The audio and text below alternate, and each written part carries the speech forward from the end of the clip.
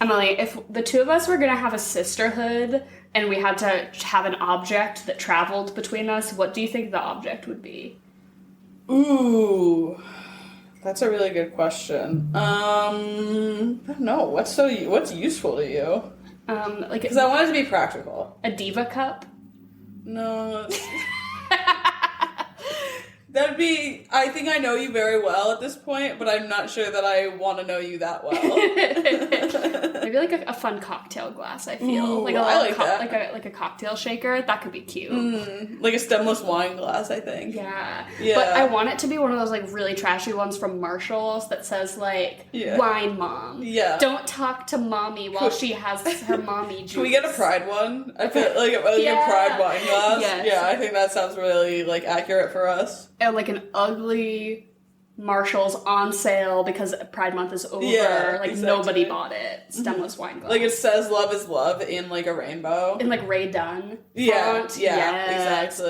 Exactly. This is The Swamp. It's our podcast, and it's an acronym. Stands for some whack-ass movie podcasting. And I'm sorry I like hit you with like that really deep question on the opening. There just isn't a quote from this movie that like really spoke to me. But we are covering the 2005 Sisterhood of the Traveling Pants today, and I gotta tell you, those pants probably smelt rank. Fucked up. Like, I think it's so funny because, like, in 2005, it's like, these are magical pants. They fit us all. Those are just jeggings. those are stretch material disguised as jeans. Exactly. For sure. And honestly, the way women's pant sizes are, I wouldn't be surprised if there was a pair of pants that, like, magically fit for people who typically wore different sizes. I was explaining to Henry pretty recently, I'm like, at one store will be a 2, and at another store will be a 26. Yeah. Men don't understand it at all. Because for them, it's just the inches. Yeah. It's how many inches is your waist, how many inches is your leg. Yeah. Done. Yeah. And it's like 36 by 30. Those are my measurements. For women, I don't know my measurements. I have no fucking idea what my measurements are. It's totally like a marketing thing to get women to have to try clothes on before they buy them, and therefore you have to try on 10 pair of pants in hopes of finding one. So you try on 10, and you like 3, so you buy 3, rather than you just know your size, so you go absolutely. You don't try it on. That's totally the reason. But fuck women's clothing sizes. It's fucking insane. Well, it's also because, like, women's clothing sizes, like, got done, like, in, like, whenever, like, pants were, like, coming around, so, like, the 50s for us, and, like, they took stock of, like, X amount, like, X number of women, and they're like, okay, this is the standard, like, size for women. We took measurements of about, like, 20 different, like, women, who are roughly all the same size. and they are this number by this number, and nothing has changed in the last like 70 years since then. I was also trying to explain to him that there is such thing as a size 0, and that there is such a thing as a size 00, which is insane. Which he's like, 0. That should mean that you don't exist. You just a pants in a size 0 is no pants. Apology for anyone listening if you can hear my cats scrambling in the background today. They decided to pull their usual stunt where they are so nice and calm the whole time we watched the movie, and the minute we hit record, they're like, let's be more vocal than we ever have been before. Let's put on an entire concert with amps. Let's do WWE wrestling on the hardwood floor. To be fair, they're really cute about it. So, like, I'm not mad, but I can see that you're pissed at them. I mean, they want attention when we're not giving it to them. Yeah. And my attention simply has to be on America Ferrera's Oscar-worthy performance in this movie. When she starts crying, calling her dad out about how she can't forgive him for fucking up the family and making her feel like not his daughter, you know what? Pull out a heartstring or two. She turned it. I would say she is so annoying this whole movie. I hate her in this movie. Until that crying scene where I'm like, you're kind of serving it. Like, I hate her in this movie. You asked me early on, you said, I'm going to ask you what all of their star signs are. Yeah. In this movie, because, like, the whole thing is, like, they're all best friends, they were all born around, like, the same time, within the span of a week of each other. Uh-huh. And we only know that fucking Blake Lively is the oldest. Yes, What's her name? Bridget was born first. Bridget's the oldest. That's all we know. I'm sure the books go into detail, which neither of us have read the book. Also, this is January. It's YA books turned movies month, and I would maybe argue that this is teetering on, like, this is early YA, but when I worked at a library, this was shelved in the children's room, not in the YA. Not in the YA section. But Bridget has sex. It's, like, heavily implied that Bridget has sex. And for how horny they make her in this movie, I would consider this absolutely YA. Yeah, this deals with some heavy issues, too, like parental suicide, divorce, yes, like sex. I feel like that's definitely way more YA than children's. I don't know. Maybe I should address why we were shelving it there. But anyway, so their star signs. So here's the thing, is that I thought about this for at least 3 minutes, so this is absolutely correct. I think that they're all Aquariuses, but they were all on the cusp of Aquarius. And then I'm going to go ahead and say that Carmen is the youngest. Okay. And she was born last. And it turned to Pisces season. Okay.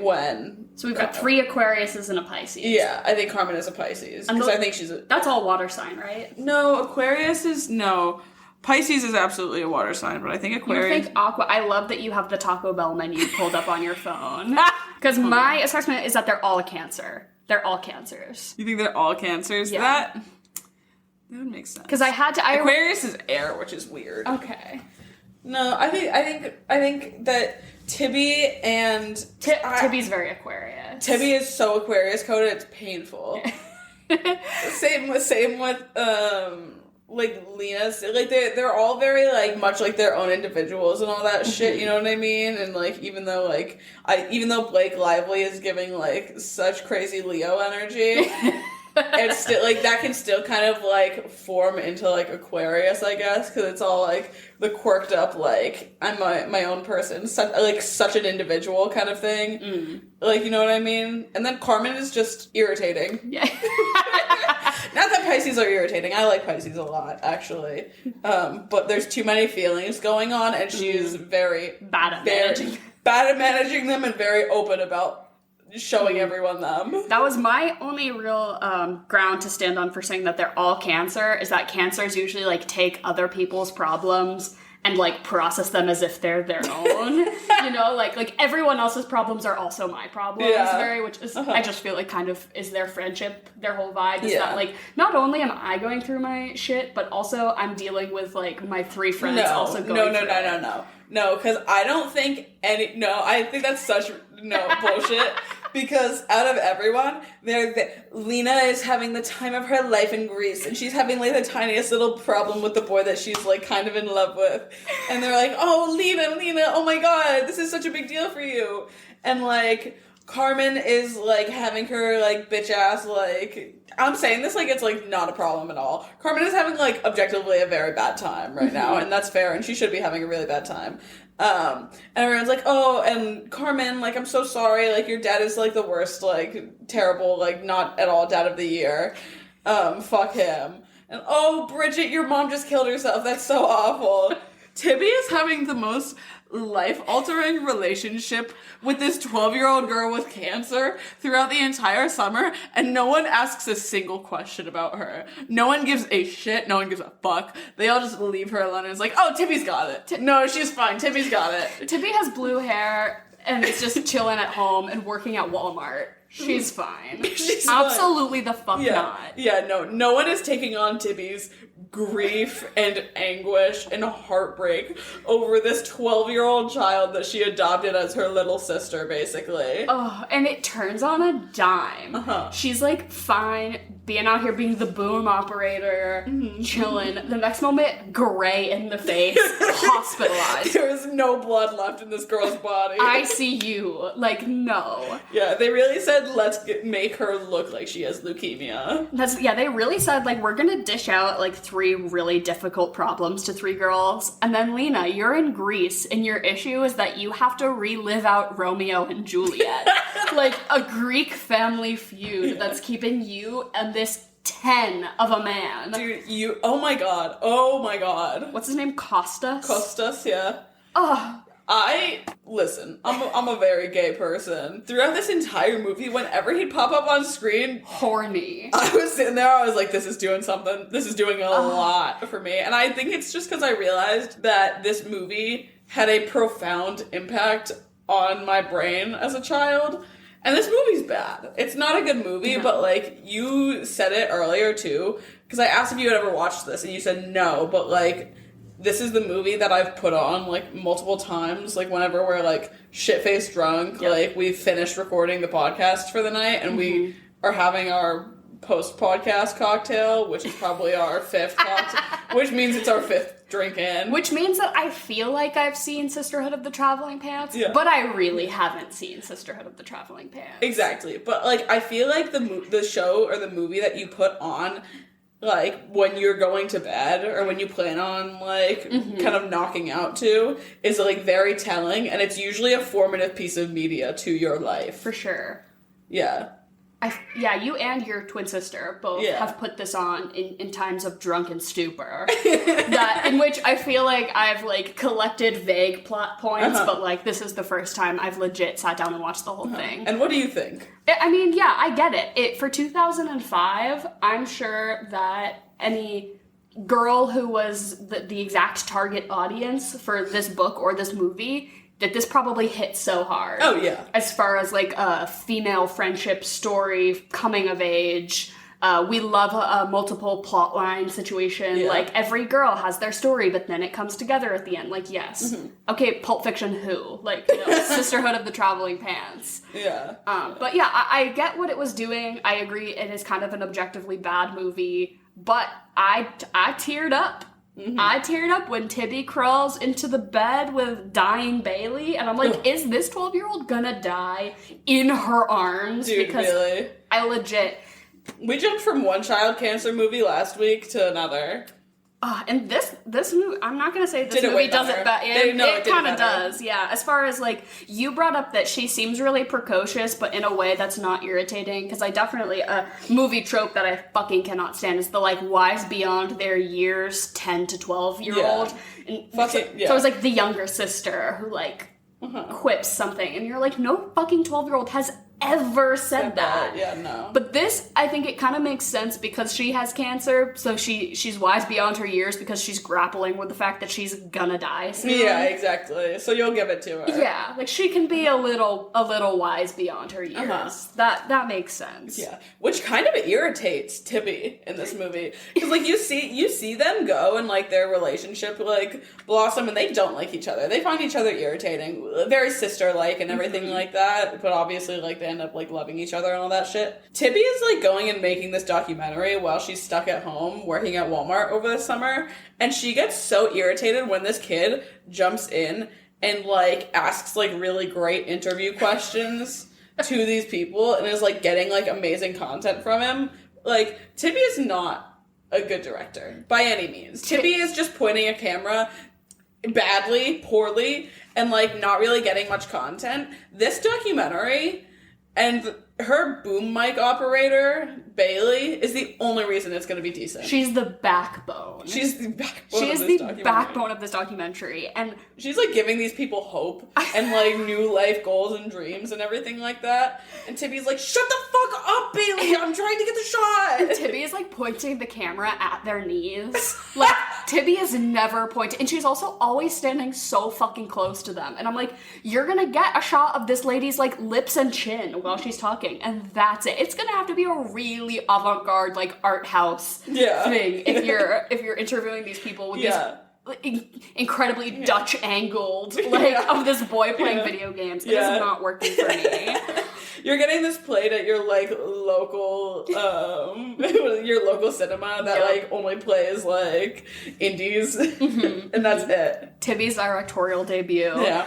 It's playing for the weekend. She doesn't even get, like, 5 days. I'm sorry, but, like, Sam Fableman Who? Steven Spielberg's a semi-autobiographical movie about himself as a child being a filmmaker. I'm sorry. Sam Fableman Who? Tibby. Give me Justice for Tibby. Justice for Tibby. But honestly, I so get the vibe from her that she's, like, one of those kids who has really... Because we both commented that her house is fucking huge. She's loaded. Tippy's fucking loaded. She's like working at she's Walmart's working like build character. She's working at Walmart. She's like, oh, I need more money for more audio equipment. Blah blah blah.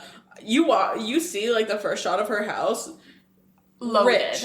She's fucking rich. Like, her mom owns, like, a law firm. Like, you know what I mean? For sure. Like, or, like, her dad is, like, a big real estate agent. Yeah, like, girly pop, just ask for this for your birthday. But I'm saying she really seems like one of those kids who, like, has super duper rich parents and, it, like, has an interest in art or something so that their parents just buy them all this, like, crazy nice equipment, but then she, like, doesn't really know, like, what to, or, like, she doesn't really have a point of view. She doesn't really know what to do with it, which, you know, she's 16. I'll give her that. But it's one of those, like, yeah, I have this, like, $13,000. It wasn't that expensive, but the camera, to own a camera like that and a boom mic in 2005, that's college tuition. Right, that's, like, pretty expensive. I remember when I was in college and I had to rent out, like, stuff like that, they made you sign a waiver that, like, you were recognizing that the stuff you are taking home with you cost $85,000, and that if you lose it or break it, that's on you. And I was always like, I do not know if I can do this. Too high I would stress. be terrified. I'm always like, I'm gonna get mugged while I'm carrying around this, like, kid. But anyways. Yeah. Oh my god, imagine. You'd have to kill yourself after that. Yeah, for sure. Yeah. Like Blake Lively's mom. Oh my god. Bro, this movie has, like, heavy-ass This movie themes. starts off hard. Yeah. It starts off at Blake Lively's mom's funeral, and they're like, she killed herself. And she's like, she killed herself, she had, like, a manic depression kind of thing, and then, like, immediately jumps to Blake Lively being so hungry for cock. This entire movie. Like, this is very much like, oh, she can't deal with, like, any of the emotions that she's having. Let's just throw a dick in front of her and make her, like, drooling for it. And, like, the whole point is that she is repressing going through the stages of grief about her mom by just, like, trying to have a summer fling. Like, she addresses at the end, like, I wasn't in the right headspace. I was trying to ignore this. But seriously, like, the moment after her mom's funeral ends, she's telling her friends about, like, spread eagle. She's like, I'm so ready to go to Mexico to soccer camp, which is an all-girls soccer camp, and she manages to have a romance with the one boy, the one college-aged boy who's there. This movie would have been infinitely better if it was gay. Yeah, if she had a lesbian summer fling. Yeah. Then maybe he wouldn't have had bad sex with her on the beach, yeah. you know? She, like, goes and she, like, after she has, first of all, the fact that they, like, play it off like this girl is a virgin. No chance. The way she's seducing him. No fucking chance. Oh my god. The way she's seducing him is that of a 30-year-old woman. Yeah. It's like, you know, like those shows, or no, those memes where it's like, this person couldn't be in this period piece because they've seen an iPhone before and you can see it on their face. Dakota Johnson has the face of somebody who's seen an iPhone. Yeah, exactly. Yeah, no. Bridget, that's her name? Bridget, yeah. Yeah, no, you can't convince me that Bridget is a virgin. That girl has sucked cock before. She's, like, pouring water on her face, like, dude, like, in the tiniest booty shorts you've ever seen. If I put those on, my pussy lips would fall out both sides.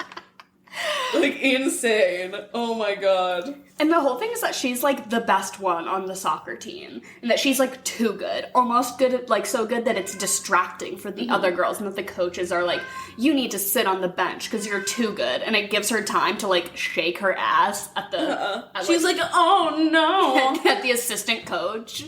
Jesus Not okay. Christ. It's so funny because the second movie, too, she's like, I don't know where she is. I think she's, like, on an internship or some shit in college or whatever, and she's, like, at an archaeological site. This entire movie franchise is just based on putting Blake Lively in the smallest shorts and top you could find. That's, like, that is the platform that this stands on. And the fact, so, while we're talking about body types, I guess. Oh my god, this is so bad. The fat shaming of America Ferrera in this movie is criminal. It's criminal. It's actually insane. The movie starts off basically that these four friends who are, according to them, wildly different body types.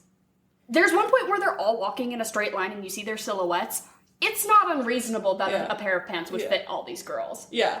Like, maybe swinging from Lena is very skinny, like, slender, Like, yeah. and maybe Carmen's got a bit of an ass on her. Yeah. Maybe that's a little wild. But all across the board, they could all be a medium. They could be, like, you know, a junior Blake Lively medium. has 3 inches on, like, the shortest one, and that's it. And so they just... It's the most different thing about them is that they all have different hair colors, and that's it.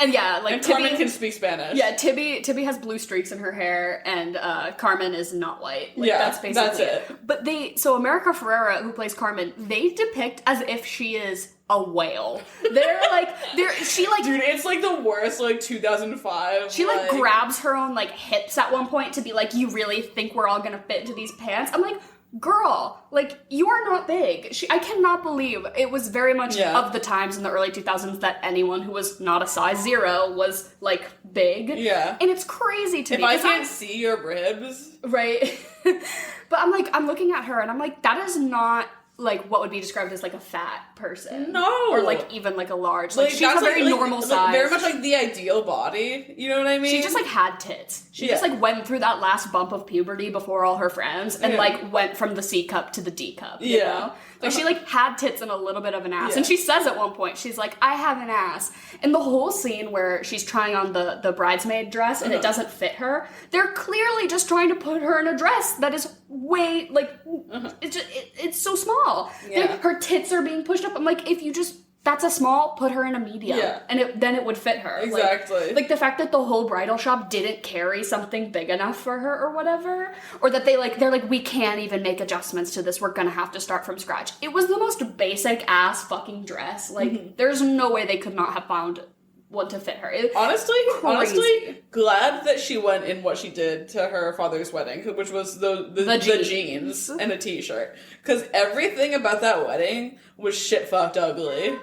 Her mom's dress, disgusting. Her stepmom. Her stepmom's dress is like when you, as a kid, would watch Say Yes to the Dress, and they'd go to Kleinfeld's, and they'd be like, this is an $100,000 wedding dress. And I'm like, my little 8-year-old ass eating a box of Cheez-Its, being like, trash. That is ugly. Yeah. Like, you're about to spend $100,000 on this, like, no. It has butterflies on it for some reason. Like, no. Yeah. The dropped waist. It was the dropped waist for me. Horrifying. Not cute. Yeah, no. I don't blame America Ferrera, Carmen, for walking in. First of all, her dad jump scares her and says, hey, by the way, I have this whole other family that you didn't know about. I hope that's cool. And then she walks in to, like, the most Aryan family you've ever seen in your life. It is blonde, Southern, all-American family.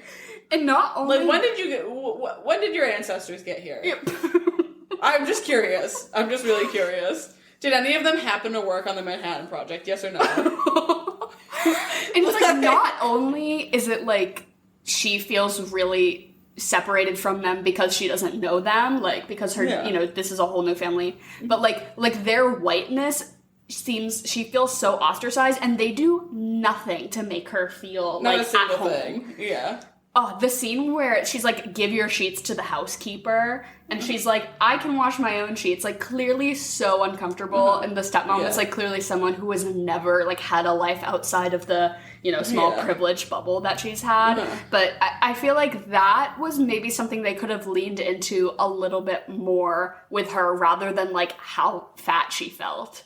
You know what I mean? Oh my god. Like, experiencing, like, colorism within your own family, I feel like is not that they didn't address it, because they did, but I feel like that is way more profound of a struggle than, like, my stepmom called me fat in front of a bunch of people. Like, but I would also want to peel my skin off if someone did that. Yeah. I would also throw a rock at the window. She was right for that. She was right for that. And going home completely unannounced, also she was right for that. But I cannot believe she forgave him at the end. No. And that all of her friends were like... came here and supported. Or were like, yeah, you should go to your dad's wedding. I'd be like, no, bitch, they can't leave the man being vilified. This was directed by a man. Crazy. Because the book is written by a woman. So it is, you know, a story of female friendship, originally told by a woman, but then processed through the directorial lens of some man named Ken. Yeah. So that tells me all I need to know. But oh my god, Lena, I had like watching this movie.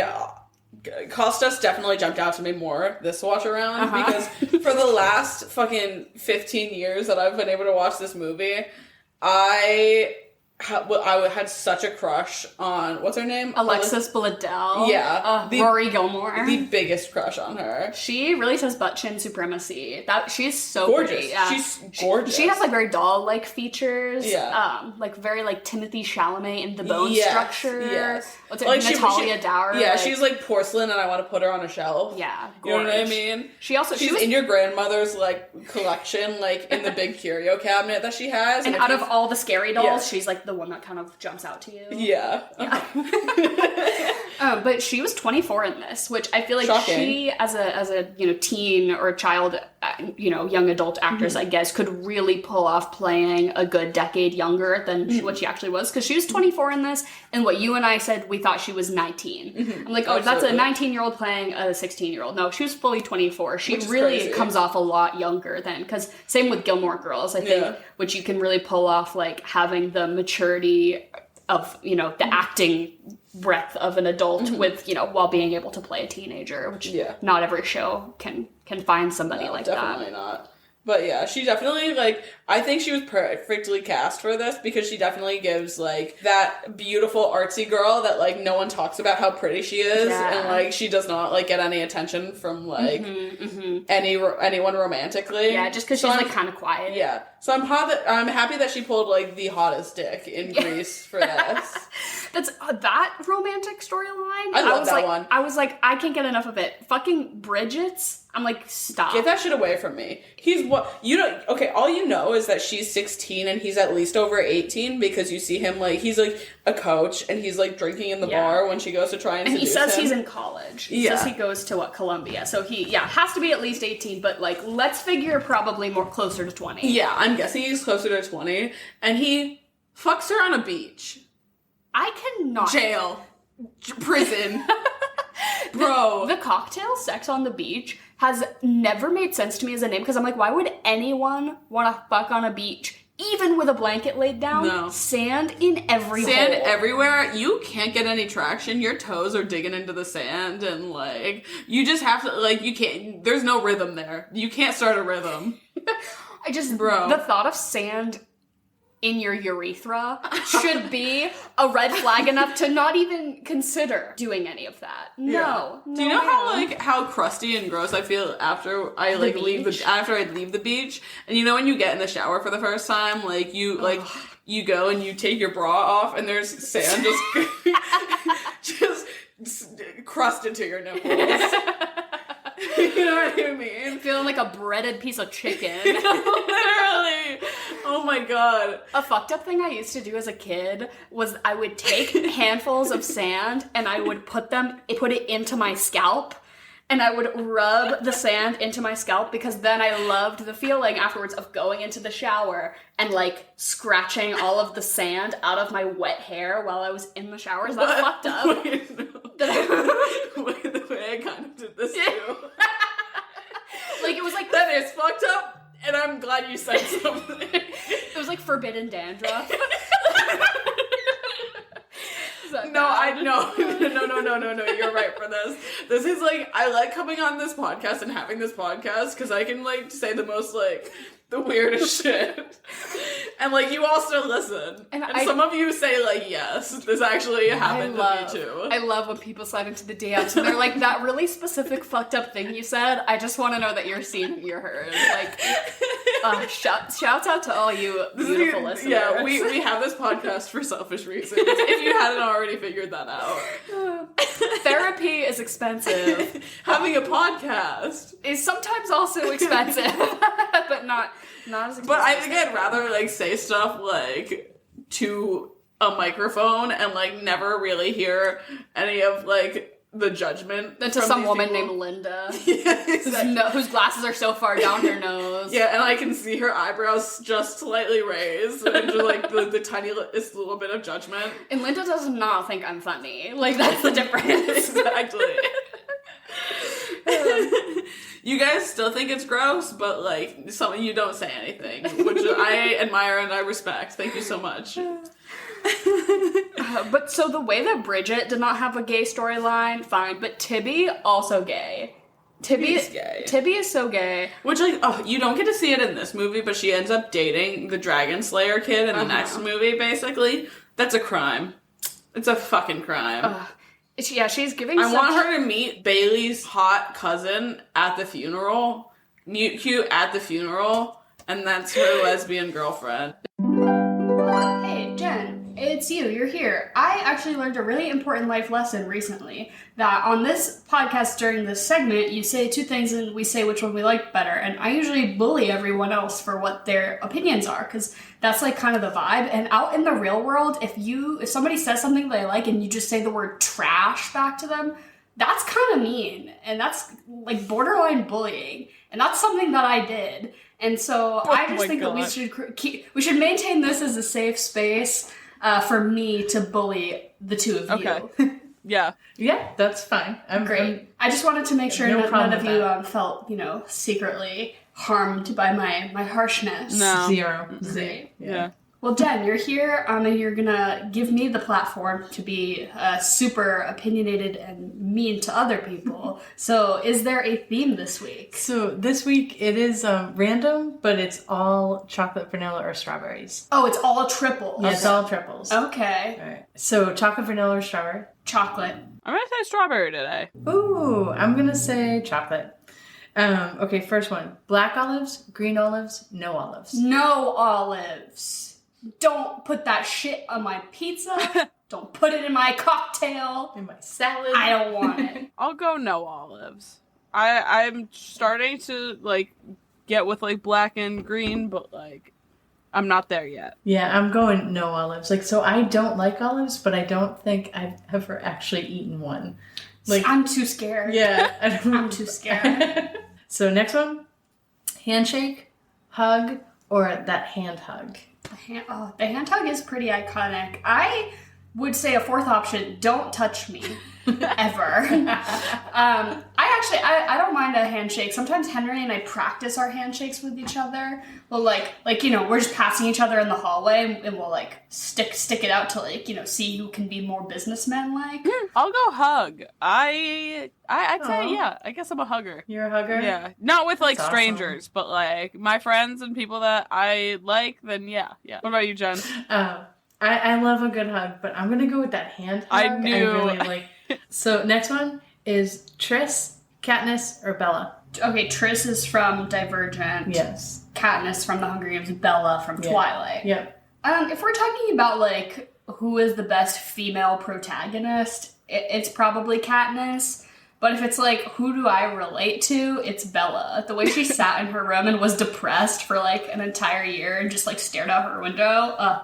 She was so real for that. I'm gonna go Katniss. Everyone knows why. I don't have to explain it. I love The Hunger Games. You've been listening to this podcast long enough. Same. I'm with you for Katniss. Katniss, definitely. Next one is the three Spider-Men. Toby, Andrew, or Tom? Oh, I think Tom is the best Spider-Man in that he embodies what Spider-Man is, but the best movies are the Tobey movies, so I have to say Tobey Maguire, because they're just superior films. Yeah, the Toby ones do it for me. I would agree. I would definitely agree with exactly what you said. Next one, cinnamon roll, muffin, or scone? I don't know if I ever had a scone. I know people just say they're really dry. They are.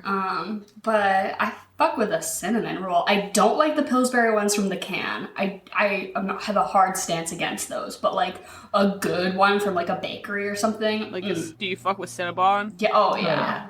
Yeah, I'm gonna peel it from the outside and then you eat the middle. Yeah, so I'm gonna have to agree with you on cinnamon roll this time. However, I will say that for the first time the other week, I had Trader Joe's has it's a coffee cinnamon muffin or some shit. Fucking glorious. I recently discovered that I do like scones. Congrats! Do you dip them in your coffee or tea? No, they weren't that dry. I've had scones a couple times and they're really good, but obviously I'm going to pick cinnamon roll though, of those three. Next one is coffee from Dunkin', Starbucks, or Cumbies. I feel like this is wrong of me, but I'm going to say Dunkin'. It's awful. It's horrible. It's bad. But I know exactly what I'm getting. And sometimes when you need a Dunkin' coffee specifically. Also, I'm like fiercely patriotic about the state of Massachusetts, and I do think that is like a hill you have to be willing to die on. Yeah. It's like that Dunkies is life. Yeah. Starbucks is trash, shit garbage, expensive for garbage. Like, Dunks is at least, like, cheap for garbage, you know what I mean? And, like, Cumbies is, like, bottom of the barrel. Like, I don't hate myself enough to get a Cumbies coffee, but, like, I'll treat myself to a Dunks, because I have... Desperate times. So instead of having... That 99-cent cold brew from Cumbies has saved me from a lot of low points. I'm sure, but a lot of the times, I have $3, not $1. So I'm gonna stick with Dunks because I was born and raised in a coffee cup from Dunkin'. So same. I've had many Dunks over my life, but yes, I hate myself that much. I love Cumbies coffee. Dang. It's cheap. It's fast. It's... To put it into perspective, though, you and my dad make your coffee at home out of a fucking percolator like you're camping. It's really good that way. You know what's awful? K-cup coffee. It doesn't taste good. Bad. It's bad for the environment. It's super expensive. It's bad for the environment. Yeah. So we switched from K-cup to the on-the-stove percolator. You went from like the year 2020 to the year 1962. Makes me feel very nostalgic. Next one. Angel hair, spaghetti, or linguine? Ooh, I like linguine. Easy linguine. I fucking hate angel hair. I hate angel hair, like viciously hate angel hair, and I think it's because like we grew up eating a lot of angel hair. Like my mom would have like this one pasta dish that she would make a lot, and it was always angel hair. Because it's fast. Working moms love fast pasta. I'm sure they do. Don't give a shit. Spaghetti, again, it's the same thing. It's the same thing as the last question. Spaghetti just takes 3 minutes more than angel hair, and there's more girth to it. There's more chew. Angel hair tastes like has the mouthfeel of eating wet string. Fuck angel hair. Linguine, oh, that's my girl. I love her. She's got some body. She's like thin. She holds it well. Like spaghetti, it just slides right off, but like linguine is like thin and like straight. I came out here apologizing for me being too harsh. No. You are on something tonight, Emily. I just fucking hate angel hair. Trash. Oh my God, I can't believe I have to go after you because I love angel hair pasta. Ah! I'm so sorry. Next one. What's best on a burger? Bacon, egg, or onion rings? Ooh, I love a little frizzled onion. That is really good, but I'm a slut for a breakfast burger. Put a fried egg on any food, and it makes it better. In my opinion, I want a fried egg on anything. Yeah. I'm making breakfast for dinner after this, and I'm gonna make, our starch is, we just have french fries, so I'm gonna put the egg right on top of the french fries kind of thing. It's gonna be really hot. Mm-hmm. Yeah, I want to say frizzled onions, but if you take more than 3 minutes to eat your burger, they get soggy, and that doesn't do it for me. But I'm a bacon girl, always, so I'll stick with bacon, because that will usually hold its crisp. But it's a close call because I do like an egg on a burger. Yeah, same. I'm gonna go bacon. I love a bacon cheeseburger. Yep, nothing better. When they put real onion rings on a burger, I can't even eat it. It's too like big. Way too high. Yeah, I got a little girl mouth. With burgers and sandwiches in general, if I have to unhinge my mouth like a fucking snake to get into one bite of it, too much. They're like burgers that have like fucking mozzarella sticks on. No. Next one is pizza. Cheese pizza, veggie lovers, or meat lovers? I don't fuck with the lovers of anything because I don't want to. The veggie when it has, or the meat when it's like it's got sausage and pepperoni and ground beef and it's like too much. Where's I the cheese? If I'm gonna have like a fuck ton of shit on my pizza, I want it to be like a variety. Yeah. I don't want all of the same category. You know, I'm here for a fucked up loaded pizza, but like diversify, you know, so I'll just pick with the cheese. Yeah, because it's the same with like the veggie lovers. It's all just sauteed veggies, and they're kind of slimy, which I don't love. You know what I mean? Like the olives. Yeah, not for me. But like a spinach, feta, and garlic pizza, that's all different. You know what I mean? I'm gonna stick with you on this one though, Dara. Just a standard cheese, you can't beat it. Same. I'm gonna go cheese for the sweet. Last one: Greek salad, Cobb salad, wedge salad. Again with the wedge salad, Jen. You always say this on purpose to try to get me heated. But what are my other two? I think the Cobb salad's kind of fucked up too, though. What's the difference between a Cobb salad and a wedge salad? Wedge salad is Cobb has like chopped up. It's like bacon chicken and egg and bacon and avocado. Yeah, it's got the deli meat in it though. That which is the Ew. thing that throws me off. That's a chef salad. Has a deli meat. Oh in my it. god, I didn't know you were so versed on the idiosyncrasies of the salad world. I feel like Cobb salad to me means that there's like crumbled up deviled egg on it. And Yeah, that's a no. There's crumbled up boiled egg, Hold chicken, on. and chicken and egg All right. together is really weird. Avocado, chopped salad olives. greens, tomato, bacon, fried chicken breast, hard-boiled eggs, avocado, chives, blue cheese, and red wine vinaigrette. Okay. That, I think, because the That's Greek a lot, salad, but- I controversially don't really like feta cheese, and I don't fuck with olives. So the Greek salad's a no. I would literally rather die than eat a wedge salad. That shit is so fucked. So I'll pick, I'll pick the Cobb, I guess. A Greek salad isn't my favorite, but I think it's still above both of the other two for me. So I'm gonna say Greek salad because I do like feta. I'm gonna go Greek salad, no olives. Well, that wasn't part of the prompt, Jen. You can pick them out. And that's it for triple chocolate or vanilla. Wow, this was fun. I like this one. Lots of choices. This will hopefully be up on our Instagram. I have delegated that task to our social media manager, my friend Rachel, who just has been doing all of that. So she's been doing a great job. Shouts out to Rachel. Hell yeah. So hopefully that'll be up on our Instagram at some point after this episode airs. So make sure to keep your eyes peeled for that. And Jen, as always, thank you. And we will see you again next week. Thank you. I love you both. Have an awesome week. Bye, Jen. Tibby, what is Tibby short for? Tabitha? Maybe. Probably, but that seems kind of like a stretch to me. The most concerning thing about Tibby for me, besides the fact that she's not gay, is her nose piercing. Oh my god, the migrating nose ring. It was so clearly like that young actress did not have her nose pierced, so they just stuck a little gem on there, and every single time they did not seem to make a note of whether it was in the same place. Nope. It was impossibly far back at one point that I'm like, that has to be going through her bone. That's going through her cheekbone. That's in her skull. That's a dermal.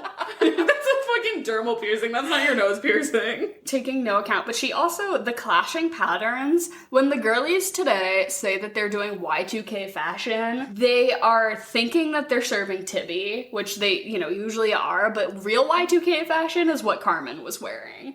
Carmen was always just in the most, justice just for girls ass, not cute. JCPenney. Yeah. This was JCPenney. Not cute. But I remember wearing this. Tibby's got on, a tank top with a skull on it, plus a Hawaiian shirt over that, and then, a low-rise jean skirt. Yeah. What? Yeah. Her thong, she's not even wearing a thong because she's better than that, but, her thong would be out if she was wearing a thong. Yeah. Also, the fact that these jeans are low-rise, a crime. Fucked up. No level of friendship could get me to wear low-rise jeans. I would rather... List of things I'd rather do than wear low-rise jeans, cut my pinky toe off. Yeah. Dude, I'd rather cut my pinky toe off than wear low-rise jeans and run on the beach. That's like one of fucking Bridget's little quirks or whatever is she loves to run. Oh, Bridget loves to run. Of course she does. Blake Lively has 4-pack abs in this. And that's also one of her shticks is she loves junk food. Oh, she has abs and she loves junk food and she loves to run on the beach. Fuck you. if you run on the beach because you're training to be a Marine, I get it. I understand. If you're just running on the beach of your own volition, seek help. That's there's a part in this where she's like, ugh, there's nothing better than running on the beach, right? It's the best high you've ever had. And then it's one thing that's better? Dick. Her two That's, like, favorite whole things. thing. Her two favorite things are running on the beach and fucking on the beach. Oh my god. It's so funny because, like, immediately after, and we kind of already talked about this, she goes into, like, a depressive episode and, like, realizes, it's like, oh, Dick can't cure my depression. Dick can't cure the sadness I feel from losing my mother. Yeah, no fucking shit, Bridget. I like to think that, like, this entire thing is just, like, she got the worst. She had, like, the worst sex she's ever gonna have in her life and got a UTI, and that's why she's so upset. Like, she's already mourned her mother. It's fine. The dick was so bad. It was so bad. Have you ever had, like, such bad sex that it makes you spiral for, like, 3 days? You know what I mean? That your friends have to, like, come physically pry you out of bed. Yeah, they have to, like, bring you coconut water so that you have, like... some form of, like, electrolytes and vitamins in your body. You and I have both gone on, like, UTI kidney tangents on this podcast before that I've had to cut because it's been too real. Oh, yeah. Yeah. I just had one. Terrible time. But this movie is so corny in the way that I'm just like, am I just a huge asshole? And I cannot stand to have a sincere moment with anyone ever? Or is this just, like, so corny to the fact when, like, especially the beginning, when they're like, these pants are gonna travel with us. And we're gonna document. Bad. It was really bad. I'm just like, if it was like, let's break into a yoga studio and light candles and talk about how, like, our friendship, I'd be like, gay. Oh my god, no, really. Like, that shit is so... Ugh. The start of this movie is terrible, especially with Carmen's fucking voiceover or whatever. Oh. It also says, like, Carmen's a writer. It's, like, going through and, like, telling everyone, like, what everyone's shtick is, and it's like, Bridget's the soccer star, and Lena's the quiet artistic one, and Tibby marches to the beat of her own drum. And me, Carmen, I'm a writer. And then there's nothing to show for it throughout the entire movie. Is it like, I don't know if it's implied? implied that this is, like, her telling the story or something Probably. like that. She seems like our narrator touchstone, but then that kind of gets abandoned as soon as we get into the other girls' stories. Yeah. Because there's just too much going on to... Like, I am not thinking about Carmen's perspective when we're in Greece. I'll tell you that much. I'm thinking about how I want to live in that small, walkable community with my wife, who I've been married to for 50 years, just peeling peas. Hanging the octopuses up to dry in the Grecian sun. It's all I want. It's beautiful. It's absolutely gorgeous. Santorini, I feel like that's where they were, right? Because of the, like, I think, because of the blue. I don't know much about culture, but I do know a Grecian seaside village when I see it. Yeah. One thing I do like about this movie, though, is, like, Lena is, like, at least self-aware that her life is so easy. Yep. Because, like, she's sitting there, everyone's having, like, a lot of, like, personal issues, and then Lena's like, oh, the boy that I love Loves me back! Oh, no! And she's like, this is ridiculous. I feel stupid. And I think that's one of the reasons, like, it's like, if I had to rate them, who my favorite is, it's probably Tibby, because I think it's like, I relate to her the most, I guess, which is, like, obviously, like, the reason that this book was written and, like, why this was, like, a favorite of everyone's, like, every young girl in 2005 is because there is obviously one character for whoever you are. Yep. You know what I mean? And they packed every minority that could possibly be into, like, Carmen. Yeah. And then the white girls have, like, 3 other people to choose from. Like, if you're... Sorry, 2, because Lena's Greek. Oh my Come God. on. Shut up. Yeah, my favorites, Tibby, God tier. Yeah. S tier. Lena, because I have a crush on her, obviously. For sure. Bridget, Carmen. Yeah. Like, it's just, like, I want to like Carmen, but they made her fucking insufferable. Yeah. I can't stand her. Especially the scene where she's, like, complaining to Tibby, and Tibby is, like, trying to relate to her, like, yeah, like, I can see, like, what your issue is, but also maybe have a little perspective, because my friend is dying of leukemia. Yeah. And then she's kind of like, ugh, you never listen to me. And I'm like, no! Which I will say, it is never a good idea to, when somebody is having an issue, to just mention something worse that could be happening. Like, like, it's very, like, did you know that there are starving kids in Africa, like, mindset? I really advocate for, like, like, don't, if yourself or somebody else is like going through something, don't play the like it could always be worse card, because that just never like that never hits the way you think it's going to. But this was an actual like real life, very comparative situation where she was like, you are really upset, but like people like, are dying. Yeah. So, like, the fact that your dad is marrying somebody new is not, like, nobody's gonna die because of that. Yeah, no. Nobody is gonna die then, but I think somebody's gonna die from a disease, from whatever the fuck they caught in these pants. Oh my god. When they're coming up with the rules. I hate it. Oh my god. Like, the stupidest shit you've ever heard in your fucking life. That they can't wash them. That's disgusting. And also the fact that within the first 10 minutes, Lena falls into the ocean and then gets pulled up onto a fishing boat. So unsanitary. Who got those next? I think it went to Bridget. Bridget's fucking sweaty ass is wiggling into those to go out to the cantina after soccer practice. Yeah, Bridget. No. He doesn't want to fuck you because he thinks you smell. Because your jeans smell like a fishing boat.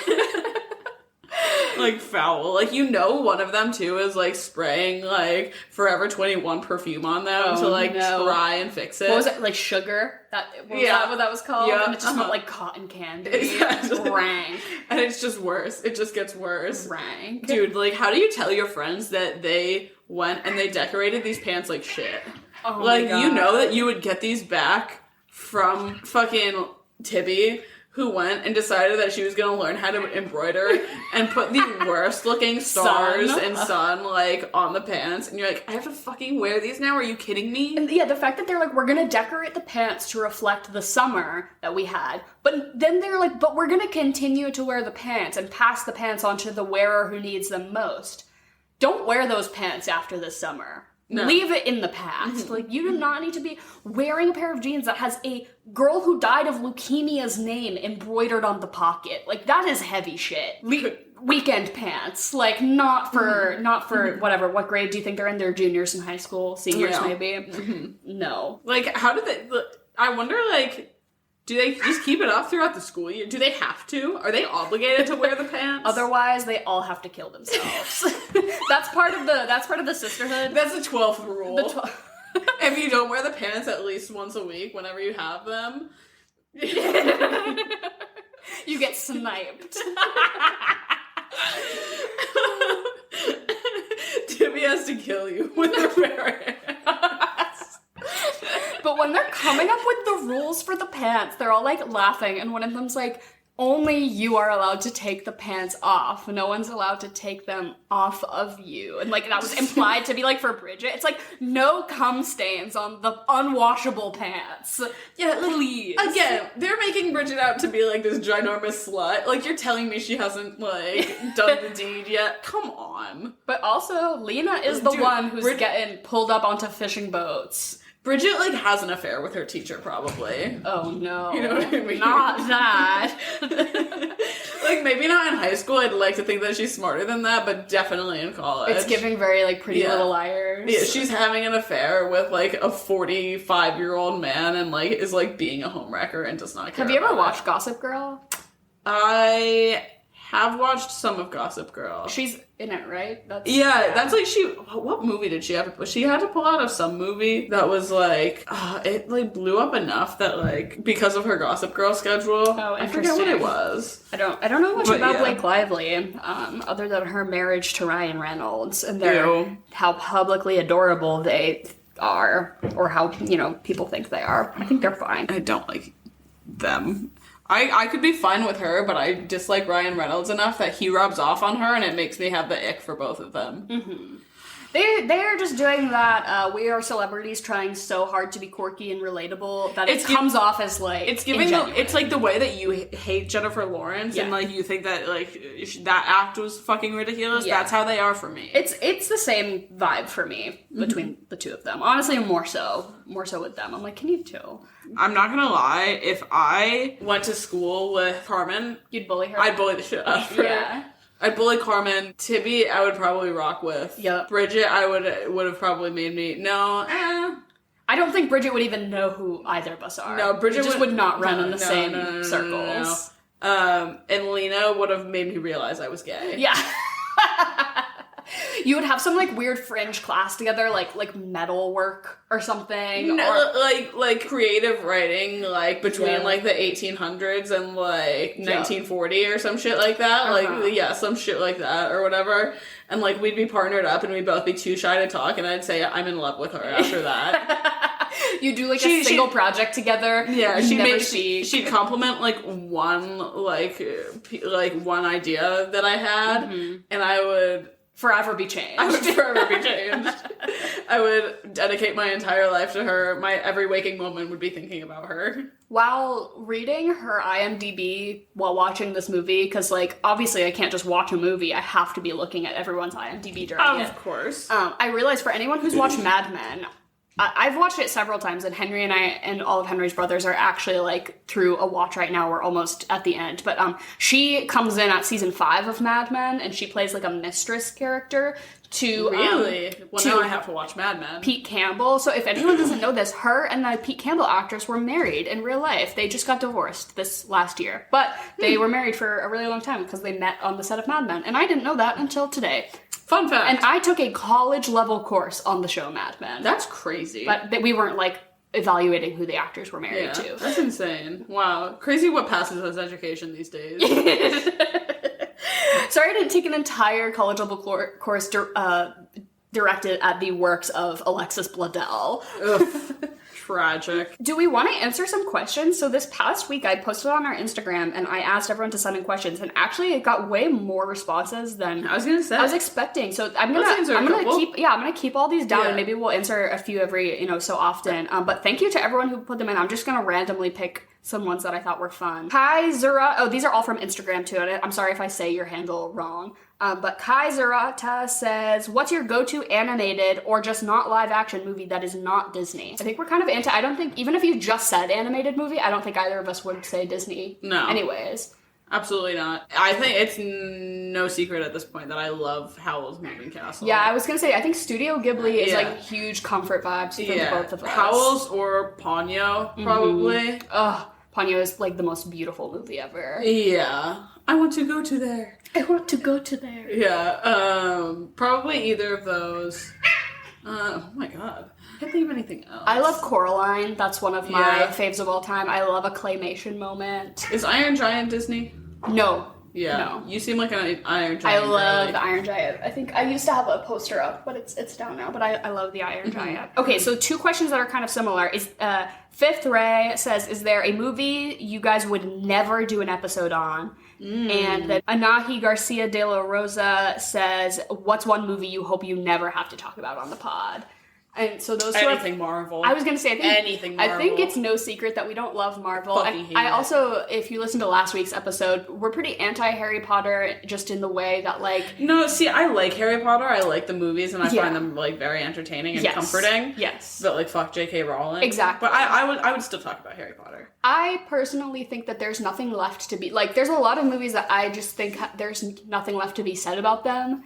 That have been overanalyzed to shit, and that anything I say won't be, like, original or fun. I don't know. Like, that's how I feel about Harry Potter. Like, I'm not gonna say anything new about Harry Potter. I'm sorry. Yeah. But you say Marvel, but we have covered a Marvel movie on here before. Because we do like to shit on things. So even movies that we hate, I feel like we always could give that a shot, because I love to be a hater. Immediately, I pulled up my Letterboxd, obviously. I would never cover, and I think we were going to do this for the podcast, and then we decided not to because we both fucking hated it so much.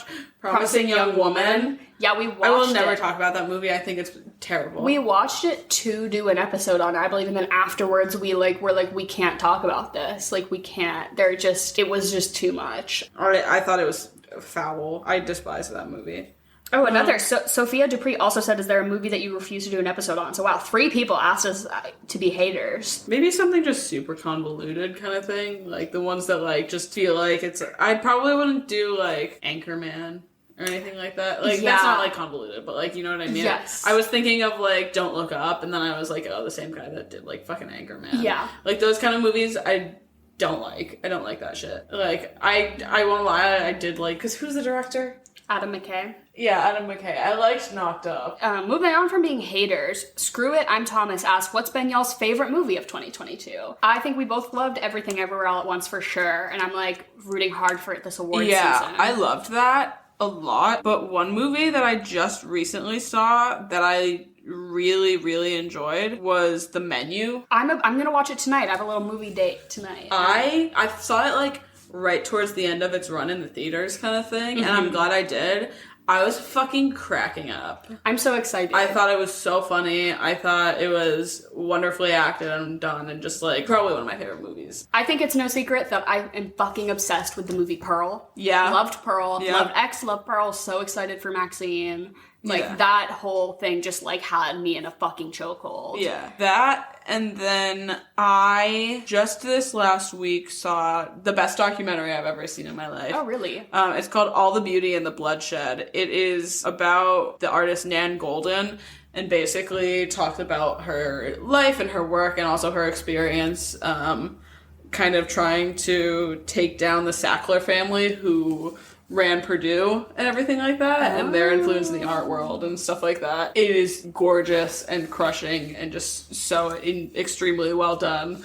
Like, I left the theater and I didn't think I could, like, speak to anyone. Oh, it was in theaters now, so it's, like, new? It's newer. I don't know. I saw it at, like, my local kind of, like, indie theater. Well, it came out within the past year. Right? Yeah. Oh, interesting. Amazing. Absolutely amazing. If you're interested in art or just, honestly, just interested in, like, really good films, fucking watch it. Interesting. I'll have to give it a watch.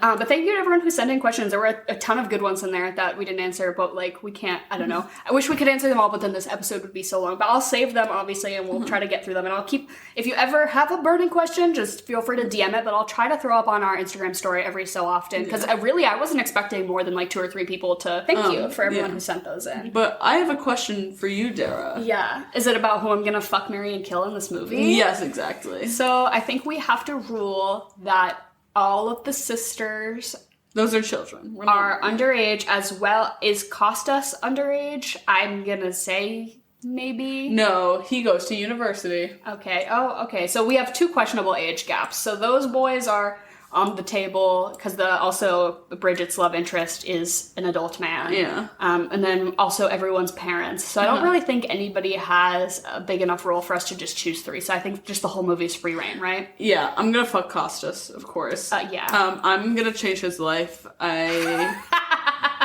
going to move to Greece, and we're gonna run the fishing boat together, and then at night I'm gonna peg him and be the big spoon. And he seems like a really attractive thing about him is not only is he physically like a 10, but he also is like emotionally vulnerable. Yeah. And he like is really sweet to her. We don't see that enough. The jump from one cancer movie to another this week, but also the bridge of like this man is what John Green wanted to make in Augustus Waters. Yeah. Because he's very vulnerable, but also he has a lust for life. He said he's very much like live every day as if it's your last. Why would you ever deny yourself a simple pleasure? Blah blah blah blah blah. All of the beautiful, hot, sexy things that you want. Yeah, Costas he is my Augustus Waters. I am marrying him, and we're. But the only difference is that you're in Greece and neither of you have cancer. Exactly.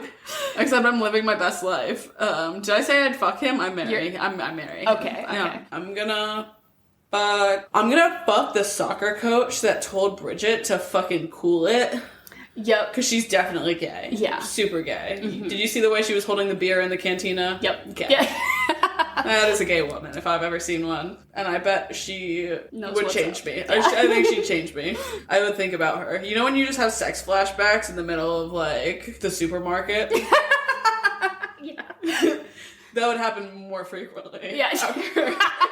And then I'm gonna kill Carmen's dad. Yep. Because he's the worst father you could ever ask for. Yep. Not ever ask for, but he's like the worst character in this entire movie. Yeah, 0 like self-awareness or like ability to just communicate anything. Yeah. Just god awful. I'm also gonna kill Carmen's dad. Fuck that guy. Actually, no, you know what? I'm gonna kill the 20-year-old soccer coach who fucked underage Bridget. I'm gonna kill Bridget's soccer coach love affair. I'm gonna kill him because fuck that. It's hard to not marry Costas Because that little walkable community, fishing boat life. He'd treat you so nice. I gotta agree with you. He'd cook for you. He'd cook for you every night if you wanted him to. I just want to hang the octopus up to dry on the clothesline, you know? It just seems nice. He'd, like, kiss your shoulder, you know what I mean? Like, while he peels the peas, you know? Mm-hmm. It could be good. And then But he'd grow a nice mustache, too. You know what I mean? Like, just the mustache. Like, no beard. Yeah, just exactly. Just, like, a really thick mustache. Oh. And he has, like, that amount of, like, chest hair that's not gross, but, like, kind of sexy. You know what I mean? And I'm gonna fuck Carmen's mom. I thought she was kind of Carmen's mom is hot. Carmen's mom was kind of hot. Carmen's mom was hot. That's a MILF if I've ever seen one. And I'm gonna fuck Carmen's mom. Yeah, good call. That's a good lineup. Out of a not very good selection for this movie. And so then, what would you eat and drink with this? Obviously, the thing that pulls me to this movie, and one of my favorite storylines, is Grease. Mm-hmm. Clearly, for obvious reasons. Yeah, Lena was just having her Mamma Mia moment. Exactly. Oh, I love that for her. I'm gonna say... I was gonna say like a hummus plate or something like that, but now that I'm thinking of it, you've got that octopus in my head. Calamari. I think you have like a really good calamari with like a spicy like mayo or chimichurri or something, whatever the fuck you want to dip your calamari in, like fried. Ooh, that'd be gorgeous. And with that, while I like Tibby's storyline, there's nothing there. Walmart, that's it. There's nothing there. Chemotherapy, nothing I can do with that. Carmen's either. Don't care. That's a white family. That's unseasoned food. Nothing's inspiring. When she's polishing the waffle maker. Oh my god. What? If I'm going destination with Greece, I'm gonna go destination with your cocktail? Baja California, Mexico. Okay. And my cocktail is gonna be a boozy Baja Blast. Stunning. For Bridget. And I'm gonna tell you to use... I think Bridget's the kind of person that would get like the expensive tequila. Mm-hmm. I think you get a pretty nice tequila, like at least Espolon at the very mid shelf. Yeah, at the very least. If you have anything lower than that, no. But you can make a nice boozy Baja Blast. Add a little bit more lime in it. Spice it up. Rim your glass with some tahini. Oh, hot. Yeah. You do it real nice, real sexy. If you wanted to make it like a frozen. Use the frozen one. Can you get Baja Blast at the store, or do you have to go to Taco Bell? I don't know. I think you can get at the store, but I'm not certain. I saw a TikTok recently of this group of boys who like siphoned several gallons of Baja Blast from the Taco Bell. I saw this. Absolutely brilliant. But did you know there's some Taco Bells, like they have Taco Bell cantinas, and that you can get boozy Baja Blast. I think they're in Las Vegas, I believe. There's one in New Haven, Connecticut. Wow, really? Yeah. Mm-hmm. That's crazy. I thought they were only in Las Vegas. Nope.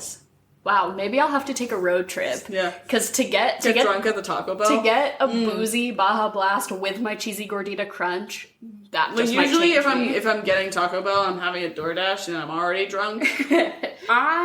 Very similarly, I wrote down calamari, just seeing those octopuses. Something about those octopi. Just getting hung up in the sun made me want a little. I also said anything like super shareable, you know, you're sharing the pants, you're sharing some kind of meal. That also then led me to sort of the idea of like a big pizza, because they do talk about the leftover pizza where you just put whatever is left over in your fridge on the pizza, which, you know, pick and choose what you will, but some sort of like big mishmashed. My kind of fucked up pizza that I like to make is I put potatoes, and I make like a loaded baked potato pizza where I like cut potatoes really thin, and then you do like a crema with like maybe a little bit of bacon bits. Oh my god. That's like kind of my like leftover pizza amalgamation if I like want to use pizza dough, but I like so hot. Yeah, so you can make up some kind of fucked up pizza basically. That's so hot. And then for my cocktail, this was kind of a snack idea, but then I morphed it into a cocktail. Okay. Is that this movie is like very comforting and about friendship and sort of growing up, and so I figure like a growing up thing very much is like a peanut butter and jelly sandwich. It's like very homey and I don't know, sort of has the same vibes that this movie does. So you do a peanut butter and jelly cocktail where you do the peanut butter whiskey and the Chambord for the little raspberry, little PB&J. I think we've said this in the past. Absolutely. Yeah, but a little PB&J cocktail. Have you ever, everyone's telling me, I was at work and someone was telling me to do this. Have you ever done grilled your PB&J? Oh yeah. Is it that good? Oh, yeah. That's growing up. That's my mom. It's like a grilled cheese. Like, you butter the bread and you make like a grilled cheese, but instead you do either peanut butter and jelly or peanut butter and fluff, Nutella. Hot. So good. You put a little powdered sugar on the top if you're feeling fancy. Really good. Even, yeah, a grilled PB&J. Oh. It's super good. And then what are you following this up with? It's funny. Dara saw me, like, just trying to pick a random movie off a letterbox because I couldn't think of anything. But I ended up landing on a good one that I think is fitting. It is, again, about 4 friends bonding at a later stage in life. This is a very formative stage in life. I also think that your mid-40s, when you have your midlife crisis, is also a very formative stage in your life. And I think that you watch the Mads Mikkelsen movie, Another Round. It is a hard switch up from this movie, and I think it's a good one. I like a hard switch up. If that's the one where they all try to keep their blood alcohol level like at a 0.5 like all the time. So good. I've never seen it, but I love. I think you'd like it, Daddy Mads. So. Oof. Yeah, I'll have to give it a watch. Papa. Similarly, your choice is about male friendship. My choice is also about male friendship. Okay. Because I think that as young women, we are often afforded media reflecting how it's like okay to be vulnerable or like, you know, emotional crises that young girls go through and sort of like how friends and supporting each other can be there as like a resource to you. I think that's a common theme in a lot of like stuff for young girls. But you know, obviously men need more representation, am I right? But I do think that not a lot of, like, you know, like for boys, quote unquote, like movies or TV shows or anything show, like, male friendship as something where you can, like, take comfort in being vulnerable with your friends and, like, sharing your problems with them and being there for each other. Yeah. I just don't see that a lot. So I think a movie that does that, though, is Stand By Me. It's about young boys who are friends who kind of, you know, go on this journey together, but also like some of the most vulnerable male child acting. Like you don't see young boys being like openly emotional a lot in media, which is something really striking about that to me. So I think kind of the switch up for like the boy version of Sisterhood of the Traveling Pants might be the 4 boys who go find a dead body movie, you know? So yeah, that'll do it. What would you rate this movie out of 10? I'm gonna give it a 5. 4.5, 5. I get it. Like, I get it, but... Is it a good movie? No, but it does it for me. Yeah, it's not a good movie. I don't have any nostalgia tacked towards it, really. And it's super corny, but, like, I get it. Like, I get what they were doing. And I do appreciate... For 2005? Yeah. Not so bad. It could have been a lot worse. Yeah. Certainly could have been better, too, Absolutely. And I think this was like how could we not cover this during January? Yeah. And a good peppering in, because we didn't want to only cover like teen dystopian fiction. Like there's just too much of that to cover the same movie. Like we might as well just color all the Hunger Games if that's the case, you know? Really. But we will be continuing January through next week. And then who's to say what's coming up in the future? You guys let us know what you would like to see. Also, I feel like at this little end speech where I plug all of our things and I tell you to message us, I always forget to say that if you have a minute to give us 5 stars, or however many stars you feel we are deserving of, if you can give us a little rating on either Spotify or Apple or wherever you're listening from, that is really helpful in like boosting us in algorithmic things or whatever. And I feel like I don't shout that out enough. So thank you to anyone who has done that. I think we have like something like 100, like whatever stars, which is pretty cool. But also on Spotify, we're only 4.8 and not 5.0. So if we could get more 5 stars to like boost that a little bit, that would be really hot. That would be super hot of all of you. But also, if you're, you know, this podcast is kind of mid sometimes, so maybe you give us 4, and I still love you for that. Yeah. But yeah, as always, please continue to DM us with your movie suggestions, theme suggestions, chocolate or vanilla, all of it. We love you. And magic pants can make miracles happen, but they cannot cure leukemia. And goodbye and good night.